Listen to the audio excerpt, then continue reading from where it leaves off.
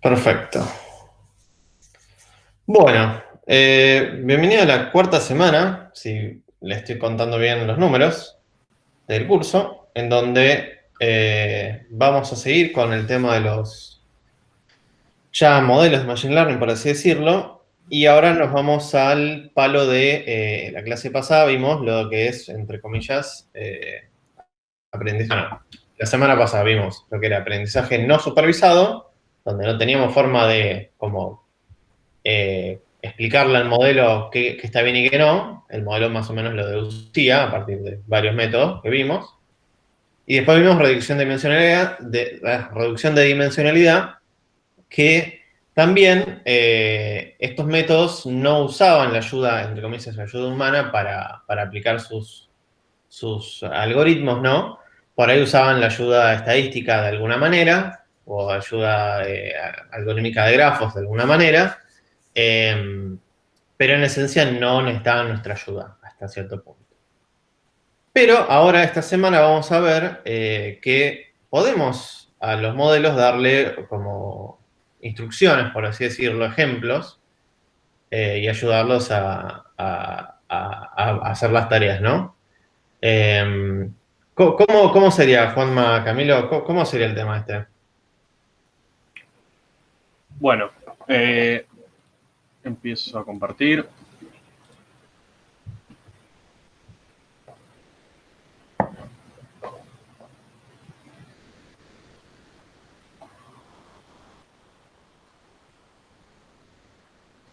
Bueno, como dijo Jorge, hoy vamos a empezar a ver el primero de muchos modelos que vamos a ver en esta materia, que tienen un enfoque supervisado. Es decir, a diferencia de los modelos que estuvimos viendo hasta ahora, nosotros en nuestros datos le vamos a estar diciendo o vamos a estar poniendo explícitamente la información de la variable que queremos predecir. Es decir, o sea, nosotros vamos a tener nuestro set de datos como veníamos teniendo hasta ahora, pero ahora también vamos a tener, por ejemplo, si queremos predecir la edad de alguien, en nuestro set de datos va a estar la edad.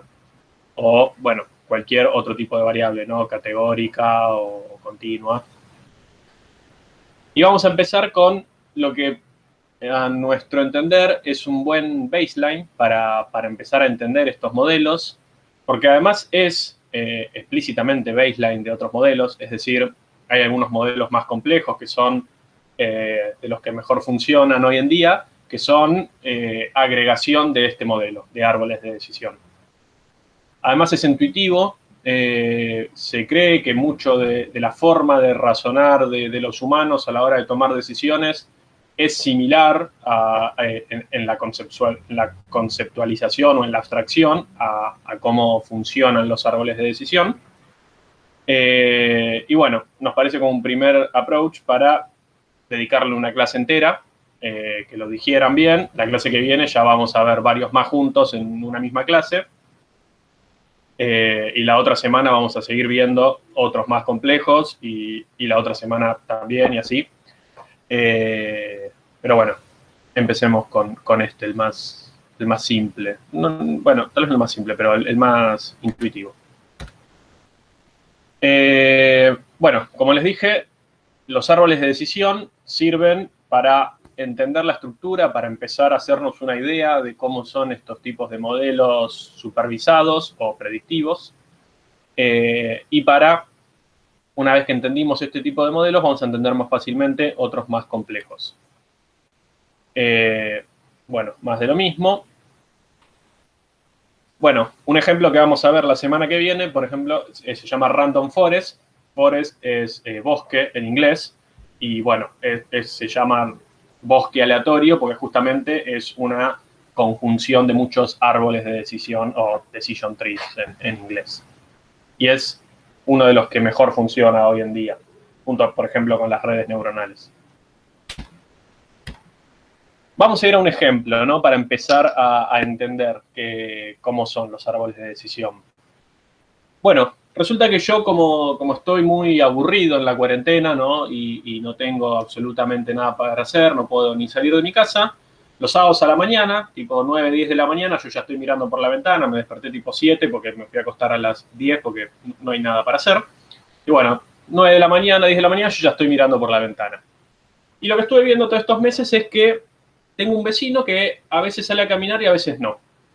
Y bueno, también, como estoy muy aburrido y no tengo nada para hacer, me puse a intentar explicar, encontrar los motivos por los cuales mi vecino sale o no a caminar, ¿no? Porque es algo que me perturbaba mucho. Yo no puedo hablar con mi vecino porque, bueno, hay cuarentena y yo no salgo de mi casa. Pero, bueno, sospecho que debe tener algo que ver con el clima, ¿no? Porque, bueno, es casi lo único que puedo observar desde mi ventana. Entonces, bueno, voy a intentar hacer un modelo que sea, que se llame Caminar, ¿no? Y que aproxime el criterio de mi vecino. ¿Se acuerdan? En la segunda clase hablamos de aproximar criterios, en realidad aproximar conceptos. En este caso mi concepto va a ser lo que tiene mi vecino en la cabeza a la hora de decidir si salir a caminar o no. Y bueno, yo voy a intentar construir una hipótesis o un modelo que aproxime ese criterio lo más posible, así yo sé si mi vecino va a salir a caminar o no y puedo seguir mirando por la ventana más tranquilo. Esta función, esta hipótesis, este potencial modelo caminar, lo que se va a basar en los datos del tiempo, como les dije, para decir si mi vecino va a salir a caminar o no. Esos datos van a ser cómo está el cielo, cómo está la temperatura, cómo está la humedad y cómo está el viento. Y lo que empiezo a hacer es, bueno, empiezo a juntar datos y registro el comportamiento de mi vecino durante algunas semanas. Estuve ahí mirando, tenía mi anotadorcito y, bueno, me fijaba cómo estaba el cielo, cómo estaba la temperatura, lo notaba y veía si mi vecino salía o no. Si salía, ponía que sí, y si no salía, ponía que no, ¿no? Entonces, en mi agenda fui anotando todo eso y, bueno, en cada renglón tengo la información del clima y si mi vecino salía o no. Y para cada día, entonces, tengo una entrada nueva, ¿no? En mi agenda. Las variables, entonces, son cielo, si está soleado, si está nublado o si hay lluvia. Temperatura, calor, templado, frío. No tengo un termómetro y no se me ocurrió entrar a Google para ver la temperatura, así que lo vi así medio a ojo y lo categoricé en estos 3 valores posibles. Humedad, normal o alta, me fijaba si me dolían las rodillas o no, si me dolían era alta, si no, normal. Y viento, ¿no? Débil o fuerte. Si escucho el ruido del viento por la ventana, es que hay mucho viento, y si no, es que está tranquilo. Y entonces, mi agenda quedó algo como lo que vemos acá. Cada día es una entrada, para las cuales yo anoté cómo estaban cada una de las variables del clima, según los valores que yo le definí que podían tener, y puse si podía salir a caminar o no. En términos machine learnistas, estos serían mis atributos o mis features, cada columna. Esta sería la clase o la variable a predecir. También a esto se le dice variables independientes y a esta de acá variable dependiente. Hay muchas terminologías, yo intento decirlas todas para que se familiaricen con todas. Y bueno, y cada entrada de mi matriz sería una instancia, que en este caso sería un sábado a la mañana, ¿no? Bueno. Entonces, ¿cuál es el marco de mi problema? Yo tengo un conjunto de instancias, cada una tiene atributos. En nuestro ejemplo, las instancias son días y los atributos son cómo está el clima, en términos de cielo, temperatura, humedad y viento, según los valores que yo definí que podía tener cada uno de estos. La entrada de mi algoritmo de aprendizaje, entonces, va a tener unos datos de entrenamiento, los cuales yo voy a discriminar entre features y clase, o variables independientes y variable dependiente, entre datos y la variable que quiero predecir. A los datos, a los features, a la variable independiente se le suele decir X, y a la variable dependiente, la clase, el target, se le suele decir Y. Y el subíndice es para cada instancia, ¿no? Y la salida de mi algoritmo va a ser una función. O sea, esto es lo que es importante, y tal vez si ustedes no cursaron algunas materias creo que no cursaron ninguna materia de paradigmas de lenguaje de programación, esto de que una función devuelve otra función puede ser un poco confuso. Pero, ¿por qué? ¿Cuál es el sentido de esto? Yo voy a tener un algoritmo que va a aprender. ¿Y qué es lo que me va a devolver ese algoritmo? Lo que aprendió, mi hipótesis ajustada a los datos para intentar aproximar el concepto. Y por eso es que se le dice que esto es inteligencia artificial.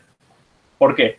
Porque mi algoritmo lo que va a hacer es ajustar esta función, una nueva función, no en base a reglas explícitas como nosotros estamos acostumbrados a programar, sino en base a los datos. Va a ver los datos y va a intentar hacer que mi función se ajuste a los datos de forma matemática, dependiendo del algoritmo, ¿no? En este caso, mi algoritmo van a ser árboles de decisión. O sea, yo voy a tener una función que construye árboles de decisión en base a datos.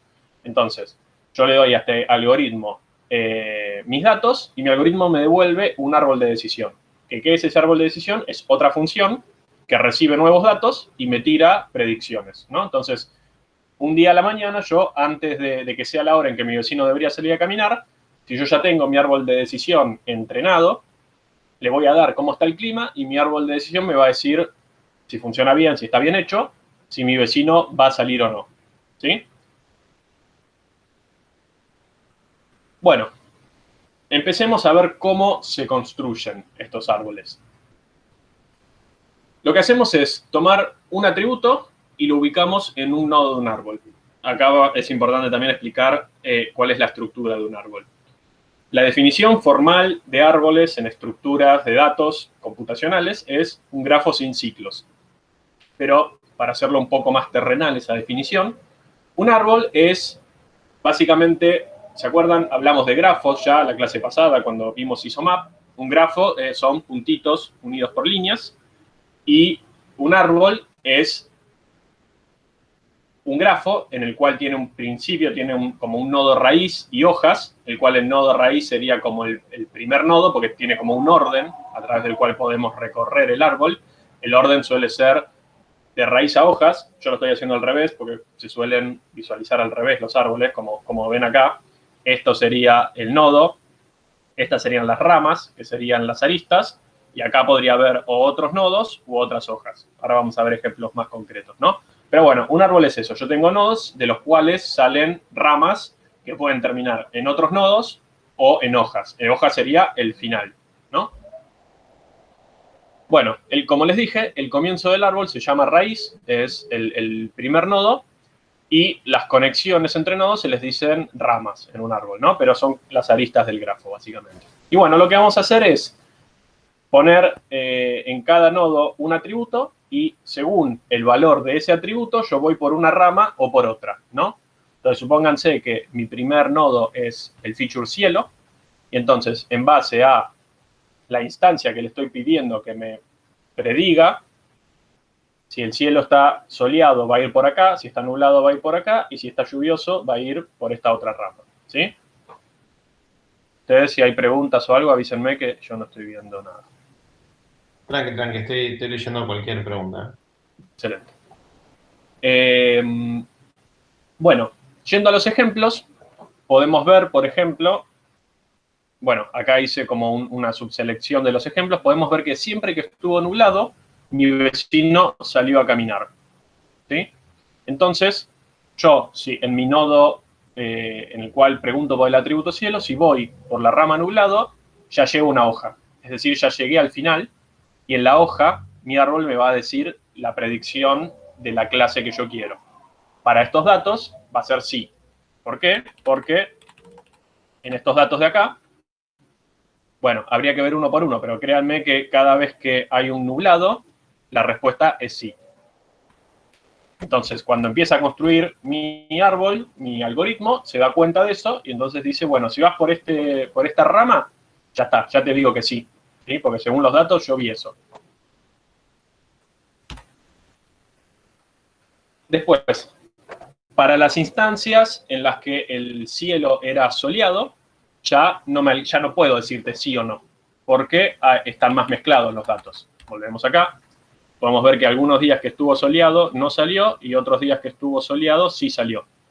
Entonces, bueno, necesito hacerte otra pregunta si el día está soleado para saber decirte qué va a ser tu vecino.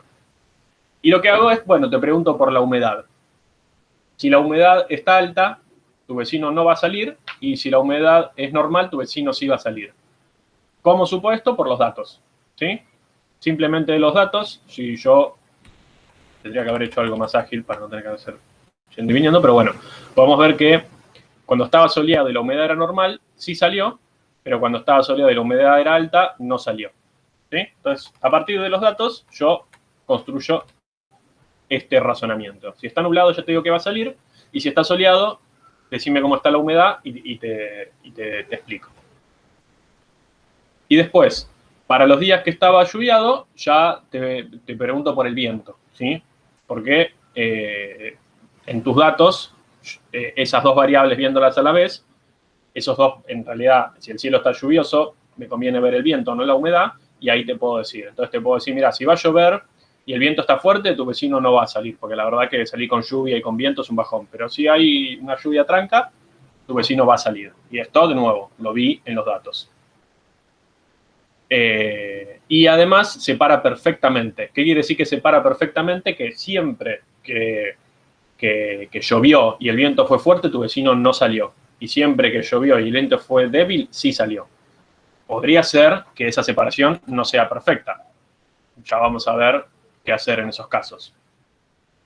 Entonces, cada nodo evalúa al atributo discreto, porque en este ejemplo de juguete que hicimos, los valores son discretos, que quiere decir que el cielo puede ser soleado, nublado, lluvia, la humedad puede ser alta, normal, el viento puede ser fuerte, débil, o sea, tengo una cantidad discreta de valores posibles. Entonces, mi nodo evalúa ese atributo y va por cada rama dependiendo el valor de ese atributo. Y en las hojas tengo el valor de i, el valor de la variable que quiero predecir, la variable dependiente. Bueno, ¿cómo es entonces estrictamente el algoritmo que construye estos árboles con esta lógica? Este es el pseudocódigo del algoritmo. En A me guarda el mejor atributo para el nodo actual. Esto de mejor, ahora vamos a ver cómo es, porque ¿cómo supe yo que era cielo el nodo por el cual me convenía arrancar? Bueno, ahora vamos a ver cómo descubre eso el árbol. Y después, asigna A como atributo de decisión del nodo actual. O sea, me fijo cuál es el mejor atributo y al nodo actual en el cual estoy, porque esto va a ser algo iterativo, en realidad recursivo, le voy a poner el mejor atributo. Y para cada valor de A creo un nuevo hijo, o sea, mi árbol va a tener tantos hijos, o sea, el nodo va a tener tantos hijos como posibles valores tenga el atributo. Y voy a clasificar o repartir las instancias en los nuevos nodos según el valor de A. Entonces, supónganse que yo en mi matriz de datos yo había visto 10 veces a mi vecino si salía o no. Y pregunto por cielo. Bueno, si estaba soleado, yo tengo de esas 10 instancias, tengo 3 en las que eran soleados. Entonces, esas 3 instancias se van al nodo hijo soleado. Después tengo 5 que estaban si llovía, esos se van al nodo de llovía. Y después tengo 2 más que serían de nublado y se van al hijo. O sea, las instancias se reparten entre los nodos hijos en base a estos valores. Y si las instancias están suficientemente bien clasificadas, termino. Y si no, itero sobre los nuevos nodos. O sea, yo, al haber creado n ramas, una por cada posible valor de mi atributo, creé n hijos. Esos pueden ser hojas o pueden volver a ser atributos, pueden volver a ser otros nodos, por los cuales pregunto por otro atributo y me crea un nuevo nivel de mi árbol y sigo iterando sobre los hijos, sobre los nuevos hijos de mi árbol. Bueno, ¿cuál es el mejor atributo? ¿Qué significa suficientemente bien? Esos son conceptos que acá están un poco ambiguos y los vamos a ir formalizando. Entonces, ¿cuál es el mejor atributo, no? Supónganse que nosotros tenemos 14 instancias, de las cuales 9 son positivas y 5 son negativas. ¿Qué quiere decir positivas? Que mi vecino salió a caminar y negativas que no salió. Bueno, si yo pregunto por humedad, me quedan en la rama alta 3 y 4, y en la rama normal 6 y 1. Y si pregunto por viento, me quedan 6 y 2 y 3 y 3. ¿Cuál es mejor? Bueno, esto es difícil de determinar de manera exacta, ¿no? Uno podría ver a ojo y dice, mira, acá hay un 6-1, acá hay un 6-2, acá hay un 3-4, acá hay un 3-3, yo diría que este. Pero bueno, la ¿Acá? computadora... Sí. Acá hay una pregunta, no sé si querés que te interrumpa ahora o después. Dime Dale, tú. dale. Ok. Juan dice, o sea, que tus hojas son hojas cuando las instancias están lo suficientemente bien clasificadas como para poder afirmar por sí o por no. Exactamente. Sí.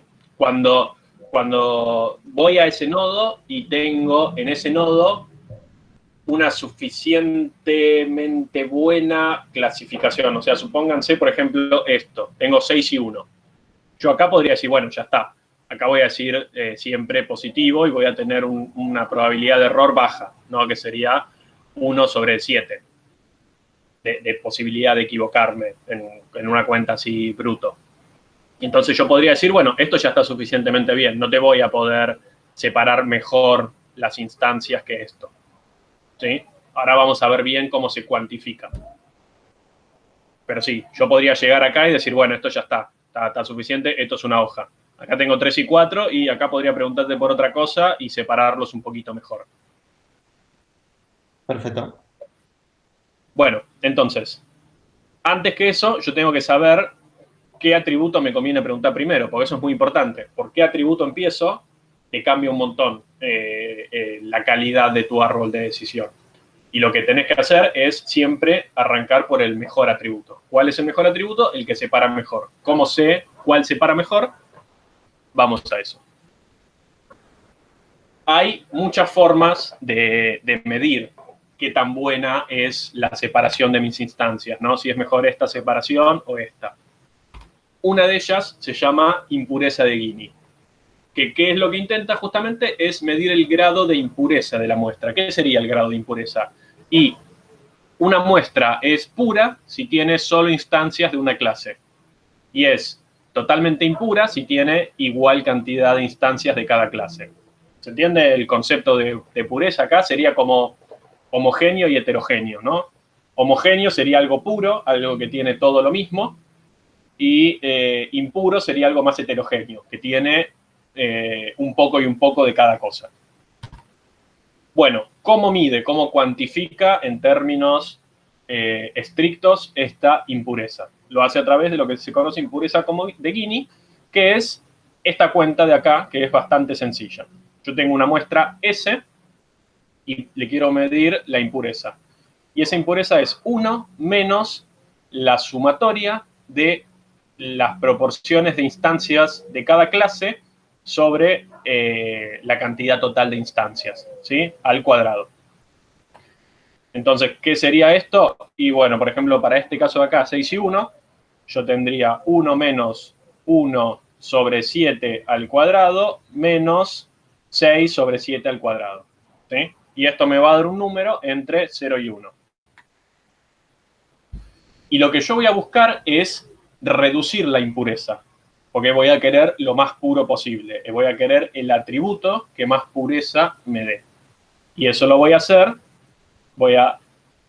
a través de una función llamada Gini-Gain, que dado una instancia, un conjunto de instancias y un atributo, se va a fijar cómo estaba el Gini inicial de mis instancias respecto al nuevo Gini que me darían mi separación de atributos, ¿sí? Entonces, el Gini Gain es el Gini inicial de mis instancias menos el Gini de mi separación. Ahora vamos a ver un ejemplo concreto, pero bueno, yo tendría un Gini inicial de estas 14 instancias y después voy a tener 2 Ginis que va a ser de cómo me lo separó, ¿sí? Un Gini acá y un Gini acá. Entonces, lo que se va a fijar es cómo cambió el Gini de esto y en esto, de forma proporcional. Esa proporcionalidad se da en esta división y lo multiplica por el Gini, ¿sí? Porque si yo tengo uno muy puro, pero tengo una sola clase y acá tengo 80 clases súper impuro, bueno, me lo pesa por esa proporcionalidad. Bueno, acá está explicado lo que les acabo de decir. Y lo que hago entonces es elegir el atributo que más reduce la impureza. Y vayamos a un ejemplo concreto para que se entienda mejor esto. Bueno, vamos con la impureza de Gini y queremos medir el grado de impureza de la muestra. Acá tenemos un montón de numeritos, pero se los voy a ir explicando despacio. Yo tenía entonces 14 instancias, ¿no? De las cuales 9 eran positivas y 5 eran negativas. Y quiero ver quién divide mejor, si humedad o viento. Entonces, empiezo con humedad y lo que voy a hacer primero es, bueno, ver qué Gini me queda en la hoja de humedad alta. Entonces lo que hago es la cuentita. 1 menos proporción de clases positivas al cuadrado menos proporción de clases negativas al cuadrado. Eso me da 1 menos 3 séptimos al cuadrado, porque tengo de la clase positiva 3 y las instancias totales 7, menos 4 séptimos al cuadrado, porque tengo 4 de 7 al cuadrado. Eso me da 0,4898. Para el Gini de esta hoja hago el mismo cálculo y me da 0,2449. Entonces, el Gini de humedad, el Gini de mi atributo, sería el promedio ponderado de las hojas. Entonces sería, yo tengo 7 hojas acá y 7 hojas acá, entonces la ponderación va a ser la misma, 7/14, que es un medio por el Gini de esta hoja, 4898, más, más lo mismo del otro Gini. Eso me da 0,3479. Este es el Gini de humedad, este numerito de acá, 0,3674. Y hago lo mismo para viento.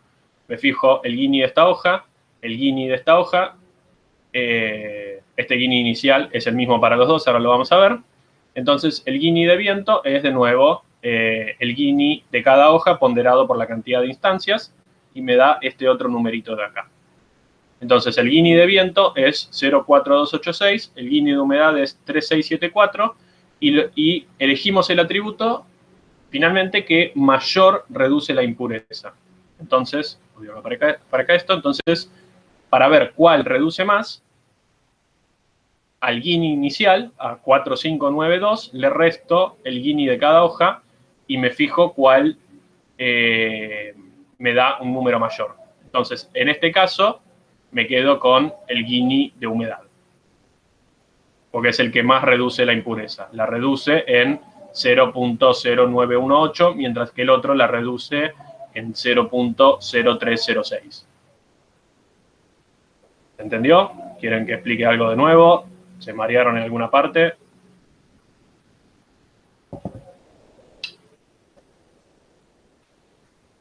¿No? Bueno.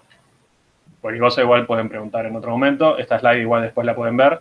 A ver, no hay ningún secreto. Estamos haciendo multiplicaciones, cosas con proporcionalidad. No es nada muy loco. Pero bueno, fueron muchas cuentitas, tal vez en algún lado se marearon.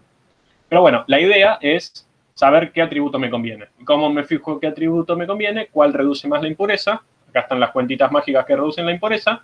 Y la computadora va a hacer estas cuentitas, ¿no? Porque la computadora necesita cosas exactas. Entonces, hace las cuentitas y dice, mira, bueno, me conviene más humedad. Pum, en este nodo pongo humedad. Y así sigue con el algoritmo que les dije antes. Y después hay otra forma de hacer esto, que es mediante ganancia de información, la cual se las va a explicar Camilo.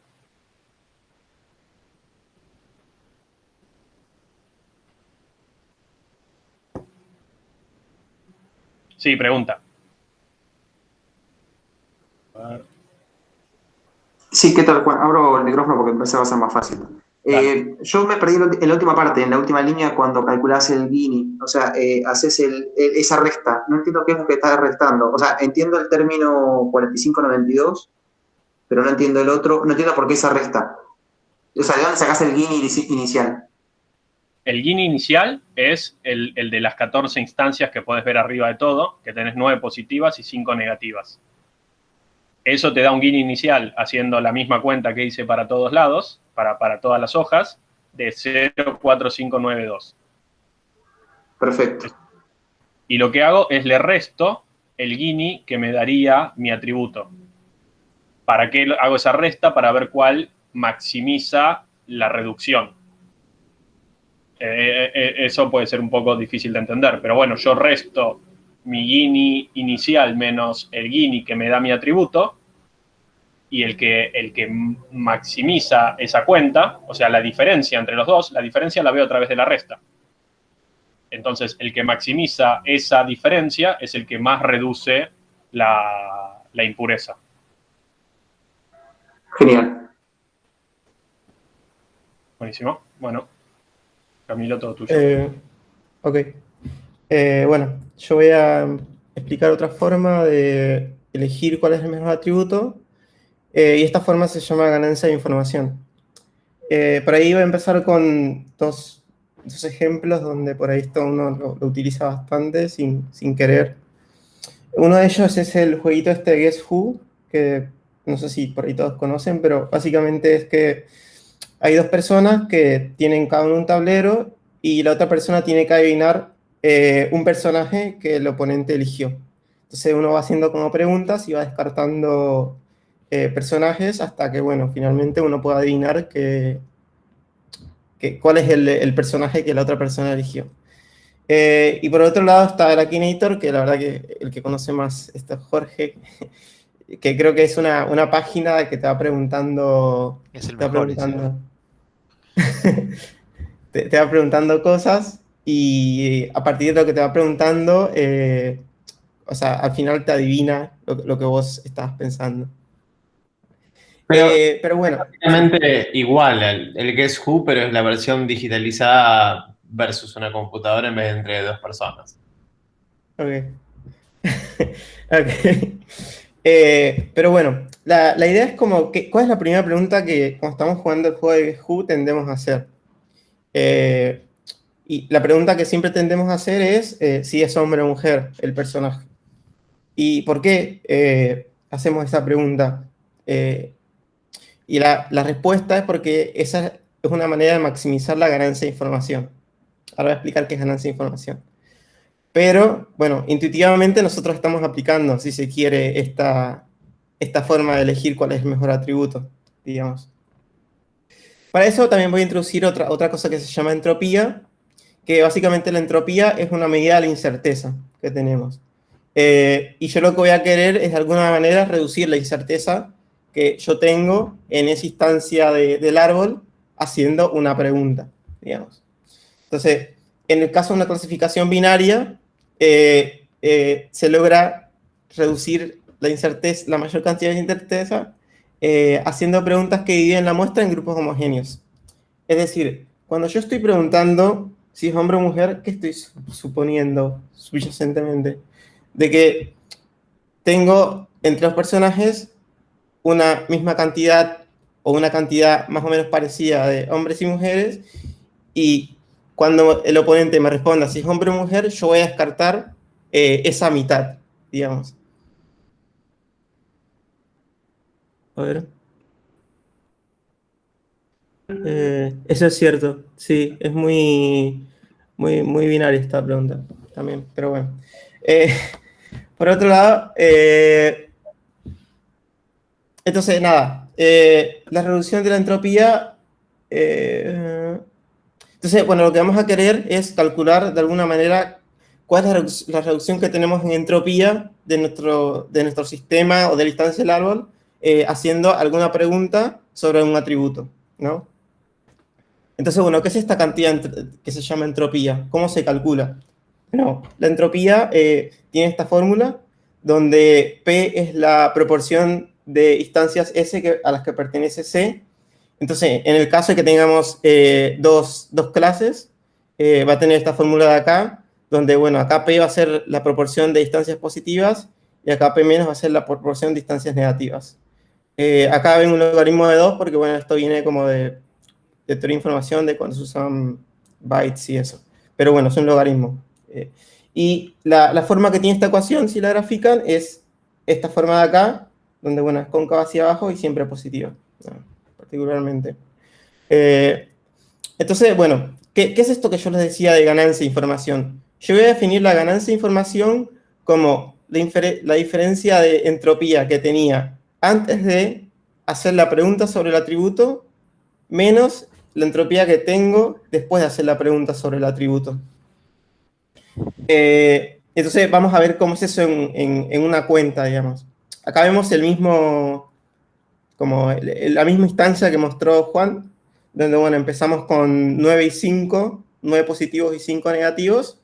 Entonces, bueno, vamos a hacer el cálculo de ganancia de información si elegimos humedad o elegimos viento como atributos.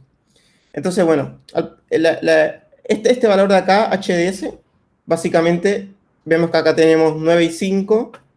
Entonces, si volvemos a la fórmula, P más sería 9 sobre 14, porque, bueno, tenemos 14 en totales, y P menos sería 5 sobre 14. Entonces, bueno, hago esta cuenta, y esa cuenta me da este HS que tengo al principio. Después calculemos estos HS de acá. Estos HS de acá van a ser, una vez que yo hago la pregunta de humedad y me divide en dos los puntos que tengo, digo, bueno, ¿cuál es de este nodo de acá, cuál es mi entropía? Entonces, de nuevo, hago la cuentita. Tengo 3 positivos, 4 negativos. Entonces, volviendo a la ecuación, sería, acá sería 3 sobre 7 P más y 4 sobre 7 P menos. Entonces, bueno, hago de nuevo esta cuentita y me da este número de acá. Lo mismo hago para esta instancia de acá, donde, bueno, ahora P más es de nuevo 6 sobre 7 y P menos es 1 sobre 7. Lo reemplazo en la fórmula y me da esto de acá. Y ahora acá simplemente, después, cuando vaya a reemplazar acá el H, lo tengo que multiplicar por, sería como la proporción de datos que tengo en esta parte y la proporción de datos que tengo hasta esta parte. O sea, tengo, de nuevo, HS, que es 0.94, menos la cantidad de datos que tengo acá, que sería 7 sobre 14, por la entropía que tengo acá, que sería 0.185, menos la proporción de datos que tengo acá respecto a lo inicial, que sería 7 sobre 14, por la entropía que tengo acá, que sería 0,592. Y esto es la ganancia de información que obtuve por elegir el atributo de humedad. Por otro lado, puedo calcular, hacer la misma cuenta con el atributo viento y ver qué me da. Y la ganancia de información que tengo con el atributo viento,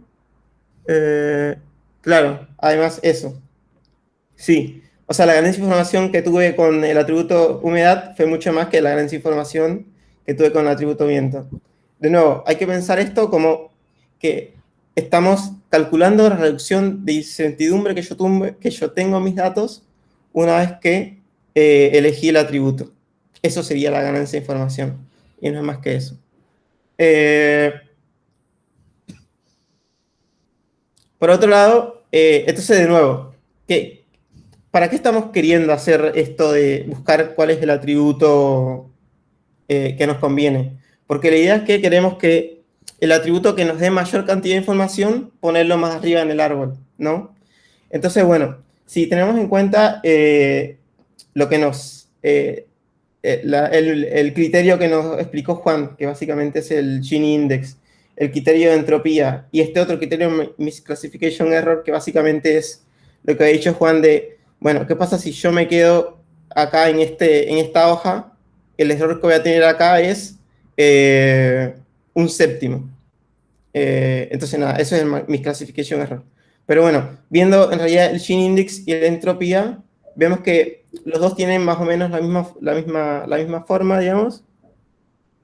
Acá hay una pregunta de Lionel, que creo que es anterior a este gráfico. Sí. Que queremos ver por cuál discriminar, ¿no? Es como asignarle un mayor peso. Como preguntar por hombre versus mujer en vez de preguntar por color de pelo. Claro, sí. Sí. Sí, creo que en definitiva es, después de hacer la cuentita, te quedás con la que te da mayor información de ganancia, que en esencia es eso, ¿no? Lo que te ayuda a llegar en menos niveles, incluso podríamos considerar desde el punto de vista del árbol, ¿no?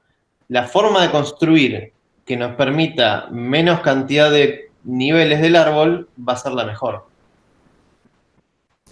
Claro, por ahí uno se hace la pregunta esta de, bueno, ¿por qué no hacemos la pregunta de que, por ejemplo, si tiene lentes o no?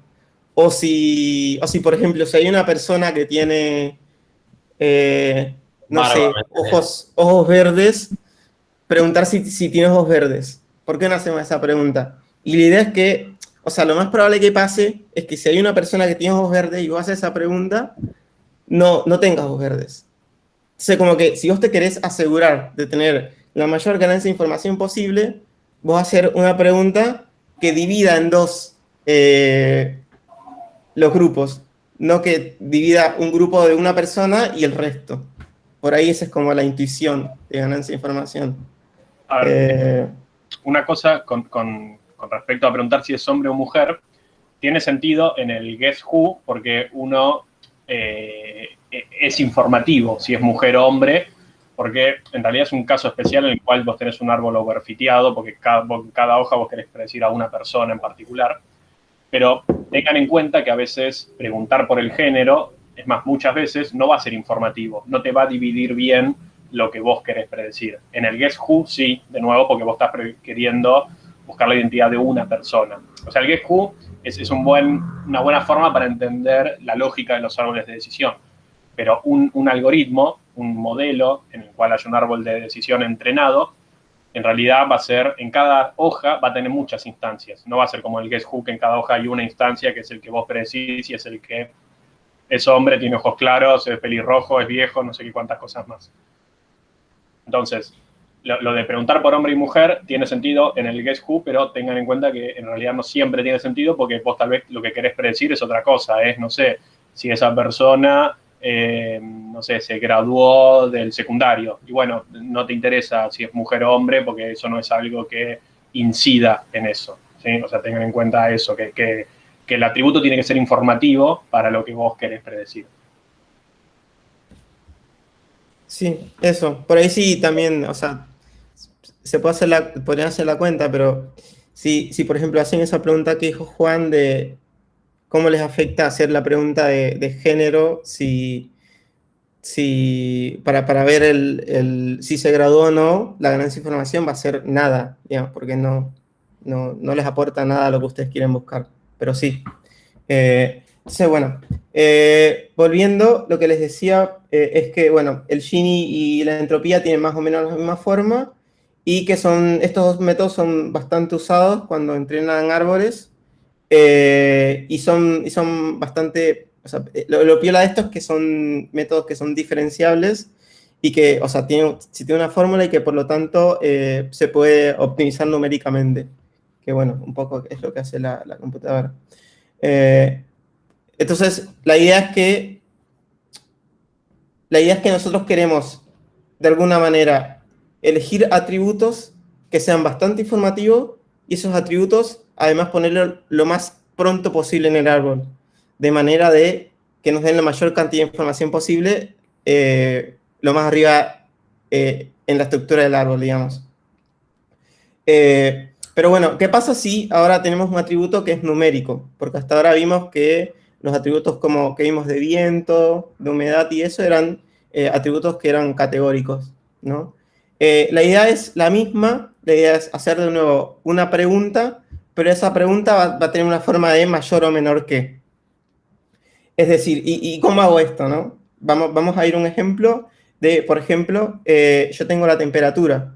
La temperatura es una variable continua. Entonces, la idea es que ordenamos los valores de temperatura y queremos elegir un punto de corte para decir, bueno, si la temperatura es mayor o menor que tanto, ahí pongo la pregunta en ese nodo y sigo con las ramas, ¿no? Un poco acá, por ejemplo, vemos que si decimos si temperatura es menor que 15, tenemos todo este grupo de un lado y todo este grupo del otro. Entonces, por ahí nos conviene hacer el corte acá, en 15, digamos. O 14, o bueno, en este caso.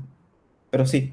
Entonces, la idea es que, de nuevo, ordenamos los valores y elegimos dónde cortar en base a la variable target que queremos, en este caso, predecir, ¿no? Acá hay una pregunta de sí. Juan que dice, ambos métodos, supongo que se refiere a el input categórico y el input continuo, ¿no? ¿Conducen siempre al mismo resultado? La respuesta es no sabés, ¿no? Porque la temperatura, ¿no? Antes teníamos categoría, voy a inventar categorías, ¿no? Alta, media y baja, ¿no? Tenemos 3 categorías, si bien podían tener un orden, estamos discretizando mucho algo que podría tener más granularidad, como por ejemplo el ejemplo que está mostrando acá Camilo, que va del 10 al 31, ¿no? Y tenemos más granularidad. Y el tema viene a jugar también en... a ver, perdón, me refería a lo que explicaron antes. ¿Vos decís entre los dos métodos, entre Gini y entropía? Gini y entropía. Bueno, la respuesta ahí es no. O sea, si diesen el mismo resultado, daría lo mismo usar uno y otro. No da lo mismo por el gráfico que mostró Camilo antes, que te mostraba cómo evolucionaban las dos. Fíjate que no evolucionan de la misma manera.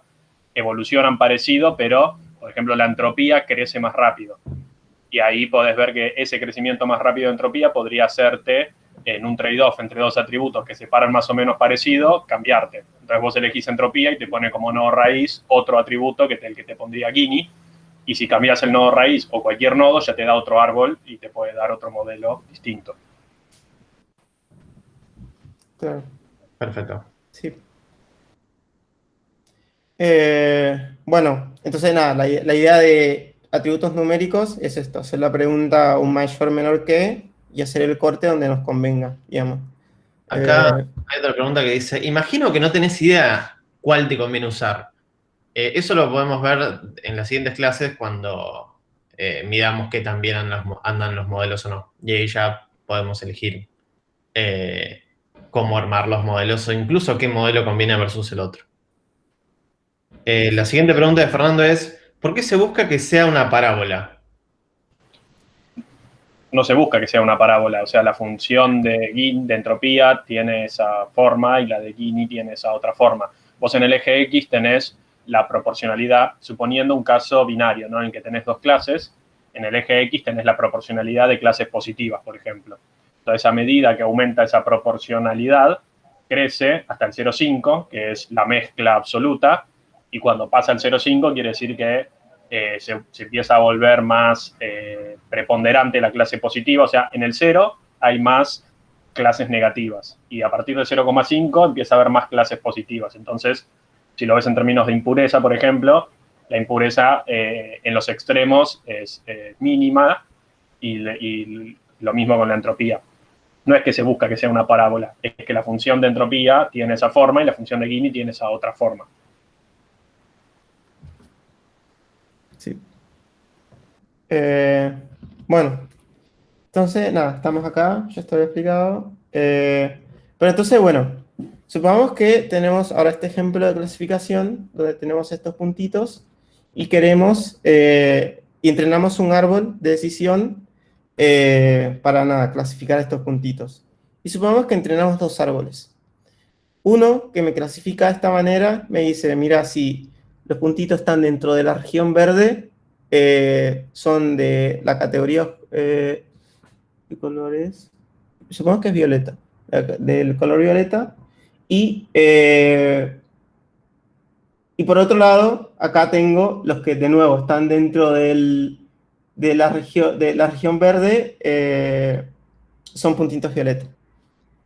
Vemos que los dos modelos son, o sea, los dos árboles de decisión son distintos. ¿Por qué?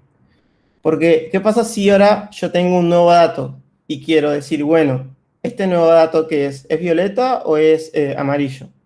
Entonces, utilizando este modelo, yo digo, bueno, ¿en qué región cae? Y si me fijo, el modelo este me dice, mira, estás en la región violeta, entonces es un punto violeta. Y acá este modelo me dice, mira, no estás en la región amarilla, entonces es un punto amarillo. Y lo clasificó mal, digamos. ¿Y por qué pasó esto? Esto pasó de alguna manera porque el árbol este, lo que tiene diferencia el árbol este, es que se dio cuenta de que los puntos violetas están en promedio por esta región de acá, toda esta región. En cambio, este modelo simplemente lo que hizo fue aprender dónde estaban todos los puntos violetas de mis datos de entrenamiento, y cuando viene un nuevo punto que está en la región violeta, pero él no lo aprendió, me lo clasifica mal.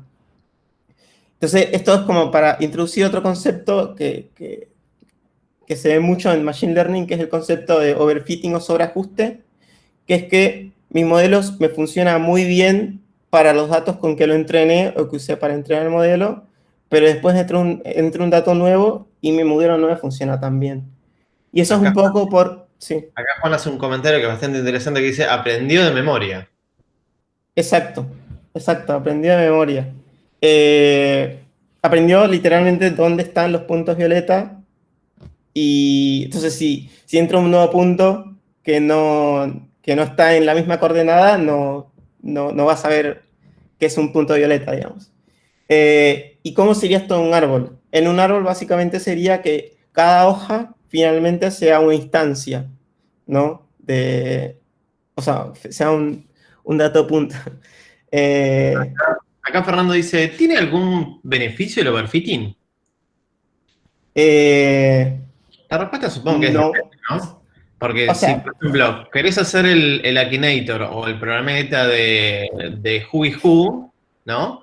Y vas a tener que sí o sí, cuando ya tenés datos, overfiteás el árbol, ¿no? Y tenés un modelito que juega muy bien a esos juegos, ¿no? Pero ahora viene un nuevo personaje y la pifia, porque no sabe cómo laburar con ese personaje. Entonces tendríamos que reentrenar y overfitear todo el modelo de vuelta con ese nuevo dato. Si queremos que de alguna manera trate de generalizar ese juego, ¿no? De que permita cierto grado de nuevos personajes, por así decirlo, debería no overfitear, ¿no? Pero bueno, son casos de uso. La respuesta en general, vamos a ser claros, ¿no? En general uno hace un modelo pensando para que le vengan nuevos datos que no están clasificados y que los tenga que clasificar. Y en ese caso la única forma es que no overfite el modelo. Y para estos casos muy particulares, ¿no? Del Akinator o de Who, estoy diciendo Who, pero no tengo idea cómo se llama el juego, ya me olvidé. Ahí conviene overfitear. Es como te diría de un hashing perfecto versus un hashing, ¿no? Algo así, si alguien me sigue la analogía. Bueno, listo, continúo. sí. O sea, la idea es que, por ejemplo, como que la pregunta sería si me convendría este modelo o este modelo. Y la respuesta sería, mira, si yo quiero saber más o menos, o sea, yo quiero aprender algo más de las coordenadas de memoria, dónde están, es decir, por qué región están los puntos violeta, me conviene este modelo. Si vos querés aprender de memoria, los puntos porque te sirven por alguna razón, te conviene este modelo. Pero eso es lo que decía Fred. En general, uno quiere encontrar un patrón en los datos y encontrar un patrón en los datos es ver más allá de tus datos de entrenamiento, digamos. Entonces, nada, eso. Entonces, bueno, en el caso del árbol sería como que en cada hoja haya un punto dato, digamos. Es decir, que yo entre el árbol y diga, bueno, si es mayor que 3, bla, bla, bla, bla, y acá, bueno, caí en este punto de acá. Y así. Cada hoja es un punto dato.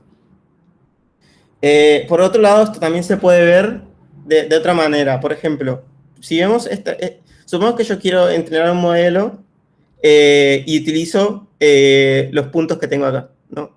Y entreno un polinomio de alto grado, supongo que esto es un polinomio de alto grado, que le llamo M1 al modelo este, y por otro lado acá entreno una recta, que le llamo M2. Uno se preguntaría, bueno, pero ¿qué modelo es mejor en el sentido de que, ponele, tiene menos error, ¿no? Y yo, si me quedo con estos datos solamente, yo diría, mira, el modelo que mejor funciona es el M1, porque el error que tiene para estos datos es 0, digamos, pasa por todos los puntos. Pero por otro lado, yo digo, bueno, ¿qué pasa si yo veo el resto de datos, no solo con los datos con los que entrené? Y bueno, me encuentro con esto.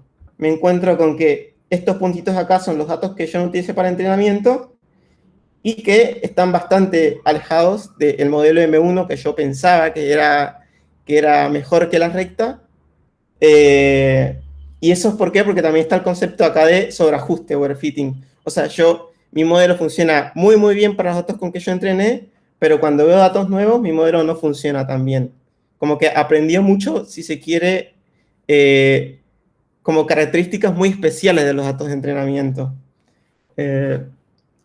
Entonces, bueno, la idea es que tengo, volviendo a esta notación de acá, tengo D instancias de entrenamiento, que serían estos puntos de acá, y por otro lado tengo X todas las instancias posibles, que serían los puntos de entrenamiento más los otros puntos que yo no usé para entrenar.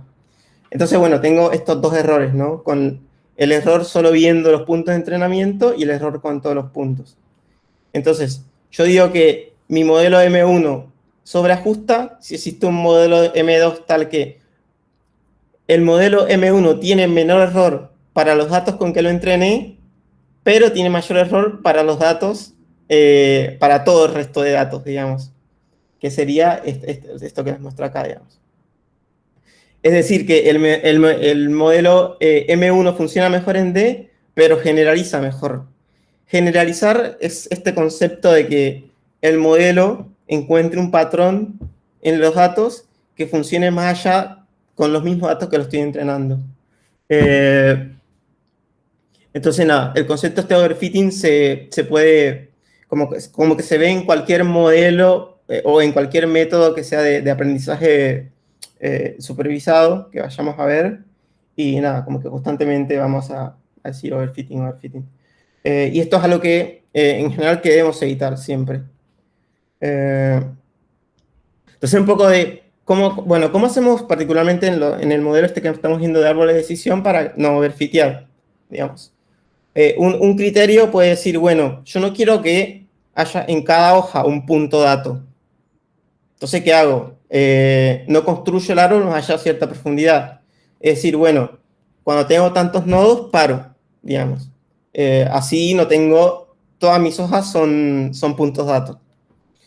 Por otro lado, lo que puedo decir es, bueno, ¿qué pasa si yo estoy en este nodo y divido, ¿no?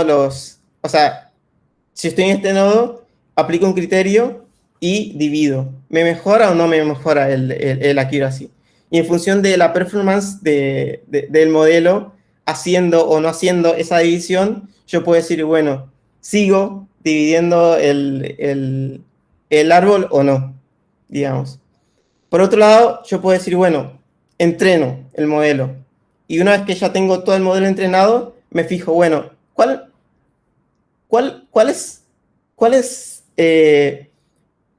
de las evaluaciones que yo tengo en mi modelo me conviene cortar? Es decir, que no estén. Eso se llama por ahí post-pruning, que es esto que les comento acá, que es decir, bueno, ¿qué pasa si yo una vez que tengo el modelo no aplico esta regla? ¿Cómo mejora mi modelo? Si no mejora tanto mi modelo, digo, tal vez, bueno, no me convenía evaluar en este atributo, entonces no lo uso, digamos. Pero bueno, un poco de las soluciones para sobreajuste en estos modelos son estas, digamos. Por ahí también hablo un poco de las ventajas y desventajas de este modelo del árbol de decisión. Una ventaja muy vista y que se aprecia bastante de este modelo es la interpretabilidad del modelo. Porque ya lo van a ver, pero como que uno puede decir, evaluar qué tan importante es un atributo en todo el modelo para el accuracy y la precisión que tiene ese modelo. Es decir, yo puedo decir, bueno, yo tengo humedad, viento y otro atributo. ¿Cuál es la importancia de cada atributo para el modelo? Y me dice, no sé, humedad es más importante. Esas son cosas que en general no pasan con otro tipo de modelos que son más caja negra. Y esto está bastante bueno en los árboles de decisión. Por otro lado, eso que decía Juan de que los criterios son similares al criterio de decisión humano. Es decir, que yo voy en cada instancia haciendo una evaluación y diciendo, bueno, ¿es mayor o menor? Entonces es como bastante intuitivo en ese sentido. Y por otro lado, que acepta varios tipos de inputs. Vimos que, por ejemplo, empezamos con inputs categóricos. Podemos usar, a su vez, inputs que son continuos, tipo temperatura, como les mostré. Y por otro lado, también tiene la ventaja de que se puede manejar bastante bien lo que son missing values, que son también otro tipo de inputs, si se quiere, ¿no? Y por ahí las desventajas que tiene es que en general llegan a menos precisión que otro tipo de métodos. Esto es también una ventaja bastante vista. Y que tienen alta varianza. Es decir, si yo utilizo, o sea, de todos los datos que tengo, uso una parte para entrenar el árbol y entreno un modelo de árbol, si yo utilizo otra porción para entrenar otro árbol, probablemente el árbol que obtenga va a ser distinto al árbol que obtuve inicialmente, utilizando el mismo criterio o utilizando Gini o utilizando entropía, probablemente los árboles sean distintos. Y eso, bueno, es porque estos modelos tienen alta varianza. Y bueno, por otro lado hay una que puse acá en el medio, que es como, que es discutible, digamos, esto de finitos número de outcomes, que es porque vieron que nosotros al final quedamos con un número determinado de hojas, donde cada hoja es un outcome posible. Entonces, al tener finito número de hojas, tengo un finito número de outcomes, ¿no? Y eso, bueno, puede ser una ventaja o desventaja, eso no, realmente no lo vi como desventaja o ventaja. Y por otro lado, esta imagen de acá, que un poco lo que quiere decir es que como que cualquier modelo que usen, como que tiene por ahí presunciones, o sea, ustedes están asumiendo algo cuando aplican el modelo, entonces como que es importante como un poco darse cuenta qué es lo que qué es lo que estamos asumiendo y nada. Por ejemplo, no sé, en los árboles, cuando nosotros hacemos acá la división, o sea, dividimos las regiones en cuadrados o rectángulos, uno se podía preguntar, bueno, pero eso está bueno, no está bueno. Como que son presunciones que uno hace de que uno va a poder clasificar los datos usando rectángulos si se quiere, y que por ahí uno a veces no se da cuenta de eso. Entonces, nada, eso, como que siempre que uno está haciendo cosas, hay presunciones atrás que uno tiene que por ahí pensar. Acá hay una pequeña pregunta de Leonardo, sí. pero la voy a contestar rápido, que es, el tema de números finitos de outcomes. Si se tiene una variable de salida continua, ¿tendría que dividirlas en bins para poder usar esto, no? Y la respuesta es, lo vemos después, en las siguientes clases. Así que, ya sé que me intriga. Muy buena pregunta. Sí. Ok.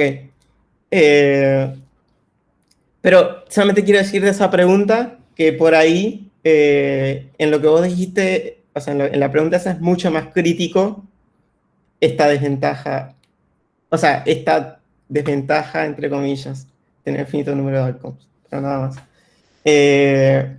Y por ahí una aplicación, nada, que encontré que básicamente se usaba en esto de Kinetic Xbox, en la cámara esa que tenían los Xbox, para determinar qué parte del cuerpo era la que estaba detectando, digamos, si estaba detectando un brazo, una pierna, y nada, como para poner un ejemplo de caso de uso real, digamos.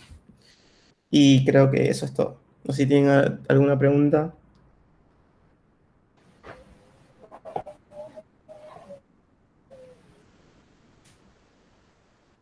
Una cosa con respecto a que quiero resaltar, hay una de las desventajas es que este modelo tiene una alta varianza. ¿Se acuerdan? En las primeras clases vimos el problema trade-off sesgo-varianza, que es importante entenderlo para saber cómo afecta cada problema, qué consecuencias tiene. Si vos vas a usar un árbol de decisión, sabe que te estás exponiendo a una alta varianza. Es decir, a que si vos tenés dos sets de datos distintos, te puede dar dos árboles distintos, aunque estos dos sets de datos pertenezcan al mismo problema, al mismo concepto que querés aproximar. Mañana vamos a ver otro modelo, como por ejemplo Naive-Bayes, que en vez de tener alta varianza, tiene alto sesgo. Entonces, lo que va a hacer es siempre te va a devolver una solución similar, pero siempre va a estar igual de mal, ¿no? Esto para que vayan afianzando las ideas, las ventajas y desventajas de cada modelo y a qué problema te estás exponiendo al usar cada uno. Y después, con respecto a la pregunta de si tenés una variable continua, lo vamos a ver más adelante, pero por ejemplo algo que podés hacer es tomar el promedio de las hojas. O sea, vos en tus hojas tenés varias instancias que se corresponden con el camino de tu árbol y bueno, tenés una que vale 20, otra que vale 22 y otra que vale 23, bueno, el árbol devuelve, el promedio devuelve 22. Por eso es que no es muy poderoso para ese tipo de problemas los árboles de decisión. Te pueden dar una solución, es interpretable, puede ser buena, pero no suele ser lo mejor. Sí. Entonces, ¿esto sería la teórica? Sí. Perfecto. Bueno, como un comentario final, yo también quiero, ya que estamos con un poquito de tiempo, a mí me pasa mucho en el laburo, ¿no? Bueno, en la industria, ¿no? Que la gente se focaliza un montón en los modelos, ¿no? Y le da poca bola a los datos de entrada. Y si bien excede un poco el curso, ¿no? Si bien vimos un poquito de Feature Engineering, que es importantísimo, no cagarla ahí, ¿no? Y laburar con datos faltantes, etcétera, etcétera. Yo veo mucho una deformación profesional de muchas personas que lo que hacen es, le echan la culpa, le hacen RCP al modelo, ¿sí? Porque no están dando bien, y nunca se pusieron a mirar los datos, el origen de los datos, la calidad de los datos, ¿no? Y entonces es como van probando distintos modelos de Machine Learning, ¿no? Dicen, no, árboles no me anduvo, ¿no? Y árboles por ahí no le anduvo porque tenían los datos mal recabados, o los datos estaban mal cargados, o tenían un sesgo, un sesgo incorrecto, ¿no? Que estaba mal cargado, y que el árbol lo usó, y al usarlo hizo cualquier cosa, ¿no? Entonces, si bien excede un poco la materia, tengan un poco de consideración. Al momento de atacar el problema, chequen la calidad de los datos porque es como el paso cero. Si llega basura el modelo no hace milagros, ¿no? Ningún modelo va a hacer milagros a partir de basura. Los modelos sacan patrones o absorben comportamiento sobre información que existe. Si llega información que no es información, por así decirlo, no hay modelo que funcione. Nada, comentario así holístico del tema.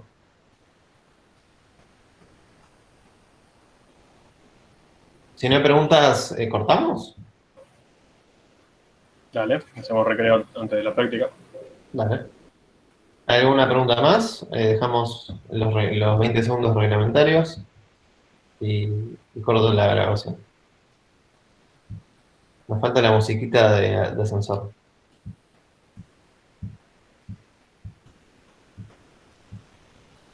3. Listo. Bueno, cortamos la grabación.